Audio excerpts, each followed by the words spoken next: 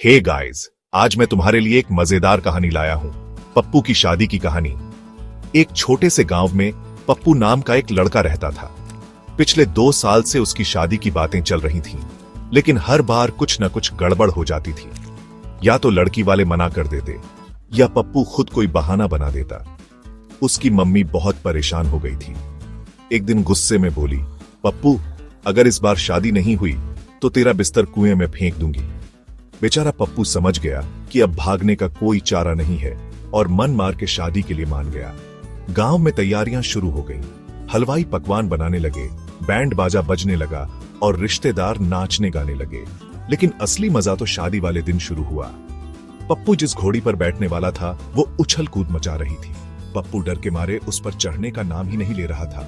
उसने अपने दोस्त से कहा, यार कुछ कर, मुझे इस घोड़ी से बचा। उसके दोस्त ने कमाल कर दिया।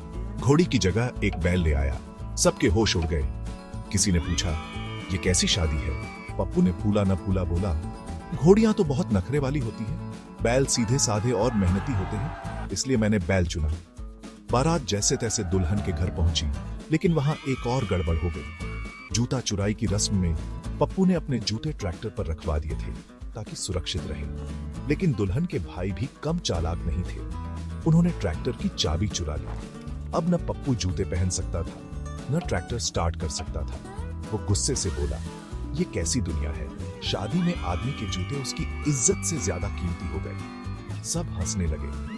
आखिरकार शादी की रस्में पूरी हुई और पप्पू की नई नवेली दुल्हन घर आ गई। लेकिन असली मजा तो सुहागरात को आया। जब पप्पू कमरे में गया तो देखा उसका बिस्तर सचमुच कुएं में पड़ा है। मम्मी ने अपना वादा पूरा किया था। दुल्हन ने पूछा, अब हम कहां सोएंगे? पप्पू ने सिर खुजाते हुए कहा, आज छत पर सो लेंगे। पर एक बात तो पक्की है, शादी कोई मजाक नहीं है, बड़ी जिम्मेदारी है। गांव वाले सालों तक पप्पू की शादी याद करते रहे और कोई ना कोई कहता, पप्पू की शादी तो अनोखी थी।